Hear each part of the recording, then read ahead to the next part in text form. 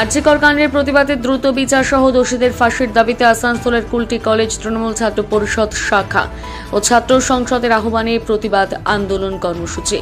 Kulti college গেটে উপস্থিত ছিলেন তৃণমূল ছাত্র পরিষদের নেতৃত্বরা। আজকে আপনারা কি কর্মসূচি নিয়েছেন?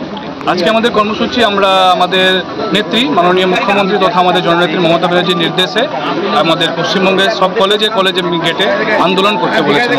যে ঘটনা বিগত পশ্চিমবঙ্গের বুকে ঘটে গেছে, এটা দুঃখজনক ঘটনা। আমরা এই ঘটনার একটাই দাবি, আমাদের দফা এক, দাবি এক, দোষীদের জন্য বিরুদ্ধে ফাঁসি, সর্বোচ্চ দাবি আমাদের ফাঁসি দিতে হবে। আর দেশে সারা পশ্চিমবঙ্গের সাথে সাথে সারা দেশে একটা কড়া আইন, ধর্ষণকারীদের বিরুদ্ধে কড়া আইন প্রণয়ন করতে হবে, এটাই আমাদের দাবি।